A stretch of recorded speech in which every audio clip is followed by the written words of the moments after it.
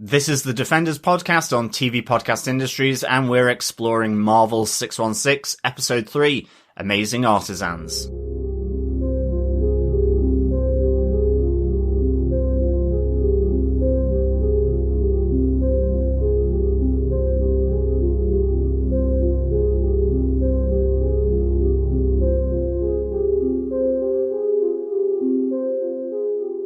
Welcome back, fellow Defenders. We are looking at Marvel 616, and we've moved on to Episode 3, Amazing Artisans.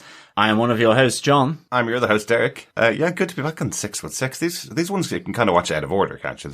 Yeah, definitely. No through line through them, really. So, no, yeah. It's all separate documentary makers being asked to explore the Marvel universe, mainly through comics, and through, you know, their staple of Marvel, which is the comics. But certainly, you can watch these in any way you want to. You can watch the whole series, or you can just pop in and out of those few episodes that, maybe just pique your interest. Exactly. And of course, you know, at this time, this is being released on Patreon, to begin with. But certainly it's that, you know, current downtime between Christmas and New Year where we don't really know what to do with ourselves. Is it spend more money on the sales? Is it just continue seeing family? Is it time for yourselves after, you know, that intense family period over Christmas? And all kind of preparing for the new year. So maybe, you can sit back with those Christmas tree lights are twinkling, and watch a bit of Marvel 616 and listen to our, very short bite-sized, snippets, to kind of introduce this, anthology documentary series that's over on Disney Plus. And of course, that is all, leading up to our coverage of WandaVision in January 2021. And of course, there'll be a lot more Marvel shows on Disney Plus, in 2021. I think they were all supposed to come in 2020, but obviously things got delayed with the COVID, and they've rejigged their schedule. For sure. But really looking forward to getting back to WandaVision. We love Marvel over here on TV Podcast Industries. We had Defenders TV Podcast, as you know, where we covered all the Marvel Netflix shows and Agent Carter, over there, and all the Marvel movies. So we've had a bit of a year break, out from Marvel movies and Marvel TV shows, for the most part. So, really looking forward to getting back into WandaVision on Disney Plus. And the big thing is that WandaVision is the first of the Disney Plus Marvel shows. And if they're looking to do similarly to what they did for Star Wars with Mandalorian, which is an excellent show, kind of reshaping the universe into a TV show, that makes me really excited for what they're going to do with WandaVision, if they're going to do something similar. And, that's an interesting setup as a show. So looking forward to that. And certainly we know that WandaVision is a precursor to Doctor Strange Multiverse of Madness. In the Multiverse of Madness. So there is a lot, I suppose, riding on WandaVision. Yep. So, and it makes you even more excited for it, John. Definitely. With all that Marvel content scheduled for 2021 and of course beyond, please head on over and subscribe to our podcast at tvpodcastindustries.com. We are on Spotify, Google Podcasts, Apple Podcasts. You can just search TV Podcast Industries on any good or evil podcast catcher of your choice. Yes. I do want to say a big thank you to our Patreon supporters. That's why you're getting these episodes a little bit earlier than they're going out in our main feed. Thank you so much for your support throughout 2020. We know it's been a tough year for everybody. So, for you sticking with us for the whole of 2020, has been wonderful. Thank you so much. So, this is a little gift, little early gift to you to get these episodes early. John, let's get into our discussion about this episode.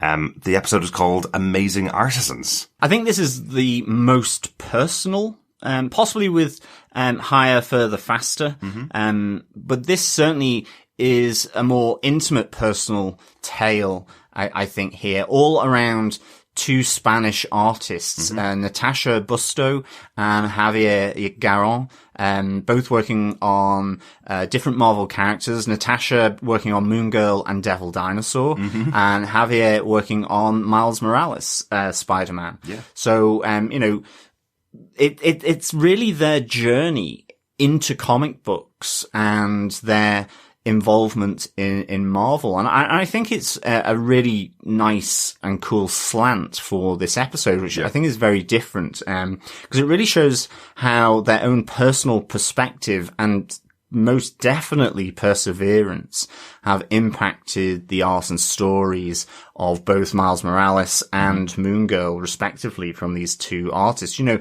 it looks about their life experience that they've brought into their drawings, you know, the different perspectives that they have through their art. So, you know, sort of broadly, Natacha talks about how, you know, she drew to escape reality and to stop being bullied in school. Yep. With Javier, he learned new ideas, perspectives. He talks about having, you know, a keen interest in comic books, but it was primarily like Disney. It was Mickey Mouse. It was Donald Duck. And I love when he's saying, you know, I can close my eyes and I can still draw Donald Duck from scratch, even with my eyes closed, you know. And he just said when he was first introduced to Marvel, it was all these different cultures and heroes and different ideas and perspectives that he says he learnt, you know, through comic books. So some really nice, sort of personal perspectives here from these two. And of course, you know, how these different sensibilities from the two artists, from different countries other than the US, you know, how they, put that into their creative control on the comics that they work on, you know, a bit like from Higher, Further, Faster. It's just, you know, taking a piece of themselves and putting it into the characters. It's that mirror rather than a window. Yes. And again, that's another broad theme here, which I think is really, really interesting for sure. Absolutely. I kind of like the comparison between the two of them. You know, a lot of people as they're growing up, especially people that like to draw, you know, everybody that doodles, in regular class, whether in school, or everybody that actually is genuinely a really strong artist. A lot of people want to know how to break into comic books.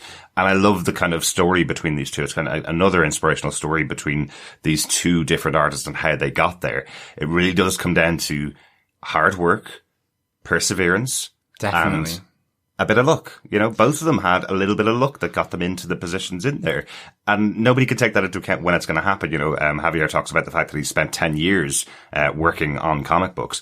And also I love his version of how he got there, which is basically once a week, every single week, he delivered a page to show that he had the perseverance and the talent necessary to be able to do something new every single week, regardless of having a job actually assigned to him. He'd draw the comic book page and send it off to a bunch of artists that he knew, or a bunch of connections that he knew, trying to get work doing this on a regular basis. You know, that kind of perseverance is what got him into this position. So. Yeah. And I mean, you know, he talks about how he hired an agent and ultimately that agent wasn't working for him. Mm-hmm. And so he fired his agent. And you know, in both cases, both Javier and Natacha, that element of luck, that being in the right place at the right time, because they'd put themselves there, to be honest, by persevering, by sending in their artwork. With Natacha, she drew the comic Chernobyl, which looked at the nuclear disaster, and that won an award.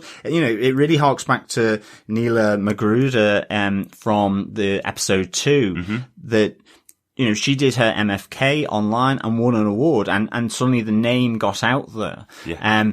But both of them were working 2 jobs, you know? Yes. And I think she suddenly then went into comic artistry full time after that. And with Javier, he was, you know, he had put himself out there, but was finally given a chance because an artist had become ill, and they had 12 pages to do in 9 days, and he was offered this, and so he delivered those 12 pages in 9 days. And they talk about how the yardstick is that you would do a page panel a day, so the full 1 page a day, effectively. Yeah.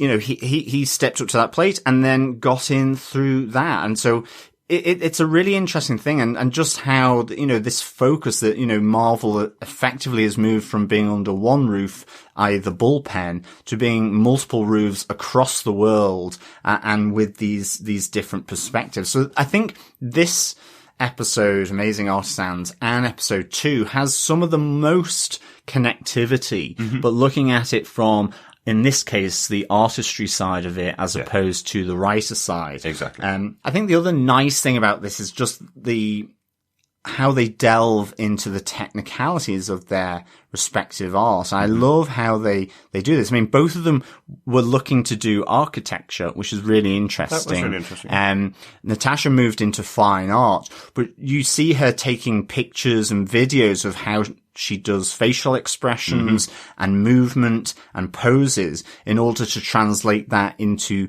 her artwork. It's this anatomical approach, knowing how the body positions itself, and the same then in a bit more of a technical way with Javier, who had this anatomical program that he could move, and it would create that kind of baseline structure for the body of Miles Morales on it. And there's another really good thing, because both of them are Spanish. They don't live in New York. Obviously, they've been to New York, but they don't live there. And I liked how they, were using pictures, maps, all of this to really get, and research New York City, so that, for Miles Morales, the peculiarities of Brooklyn, were really captured in his artwork. So the background was really captured so that you could identify that it was Brooklyn. And the same for, the Lower East Side for Moon Girl. Right. Both these artists, you really see them investigating and researching the areas that these two characters live in New York. And I thought that was fascinating, to pull that out for sure. Yeah. I do think it was kind of interesting seeing that it was almost a warts and all kind of idea. It's not, it's still very inspiring and still, showing that it's possible to get into comic books, but it wasn't saying it's an easy path, which I liked about the documentary. I wish I'd written down the number. I was saying it just before we started recording that I'd forgotten to write down one number that I thought was very important in here, where they said something like they have 3,500 active artists around the world who work for Marvel. So effectively, whenever a book needs to get drawn, they pick out an artist to draw on that book. 3,500 people around the world that are drawing for their book, and it's still a very difficult process to get in there. Sorry, so drawing for Marvel, excuse me. But it's still a very difficult process to get onto their records to be able to become an artist for Marvel. It didn't feel like this was a story where Javier, for example, was going, this is really easy. All you have to do is draw like me, and showing you how he drew, and he just won the position. Because unlike pretty much every other job out there, there is this piece of luck that needs to happen to you. And I kind of love the inspirational side of it when he was saying, I worked for 10 years at this. Yeah. It could have come after the first month. It could have come right at the end of that 10 years. I was working to make sure it happened in every way possible. And eventually he got there. Yeah. Absolutely. I think that was the real shock, actually, because you're watching the documentary and you actually aren't aware of the time scale that Javier is talking about. And then he mentions 10 years, and you're like going, oh wow, and I think it's interesting that both of them, again, come from this architectural, sort of background. At least that's what they were looking to do. And it moved them into art and so on. But that, I suppose, the structure of architecture as the bedrock for the panel that they create. There's a great moment where he says, this page that he's drawing, and there's a Z line moving through it. That kind of, that aspect of drawing the piece of art for a number of panels on a page in a comic book was really interesting. Did Natacha work for a PR company, a marketing agency as well for a while? Just to kind of be able to get her work published in some sense. But I kind of love that contrast for her in her story and what's going on, where, as you mentioned, she did this book called Chernobyl, and she said it was just really, really tough to do because of the type of things she needed to, she was doing in the book. The story itself is a very dark story, obviously very sad human story. And now she's on Moon Girl and Devil Dinosaur. I love that contrast between the two. You're kind of going, unlike, an actor who acts in a very dark TV show or movie, then they get offered dark parts forever. Whereas somebody saw something in her that said, this is the right person to draw our Moon Girl and Devil Dinosaur book from her work on Chernobyl. It seems like completely at odds with each other, but she is a great artist. So you can kind of pick out, I'm sure she's done loads of portfolio stuff apart from just that book, of course. But I do like that the big contrast between her two big successes, I suppose, are Chernobyl and the Moon Girl. Well, that's it. I think the other, like, there's a nice little contrast between the two. Javier seems very structured. He's got his routine down to a T as to what he does each day, going to the gym, doing his yoga, working in the morning, taking some time out to do other things, and then working through into the evening. Very structured. And Natacha, she's like much more freeform, where she says herself, it's slow to get going, but then after that, I will work till 3 a.m. to meet the deadline. They both meet their deadlines in very different ways and working styles, which was really, really good. So yeah, I mean, for me, this is absolutely, a little gem, because I think of how personal that they take it. And I think, like you said, it really does illustrate, pardon the pun, the tough gig that is becoming an artist in, a big established, comic publisher like Marvel. There's a great line that I think the editor of Miles Morales, at the moment talks about how, comic creation is an arranged marriage. You have the writer, the editor, the artist, the penciler, all these, the inker. And sometimes you hit gold in that collaboration. And that can be within the bullpen, or more increasingly now, across different countries, working to this deadline. And I thought that was a really interesting, slant to this. Not only is it a tough gig, but even when you get in there, in a sense, the collaboration, which is arranged and people put together, there's some element of chance in that as well. Absolutely. And it's really interesting. I was lucky enough to do an interview with Charlie Adler, the artist for The Walking Dead, pretty much for most of the book. He was the main artist on it, working with Robert Kirkman. And he was kind of pretty clear about the differentiation between comic books and other mediums. He said to us that comic books as a form are a 50-50 collaboration between the writer and the artist. If you don't have a good artist on a book, then it will never be seen by anybody. Nobody wants to read a book with bad art. And if you have really bad writing on a book, people will look at the pictures and then toss it in a bin. It's not for them. You need to collaborate. They need to be completely on the same page and deliver the kind of art style for the writer.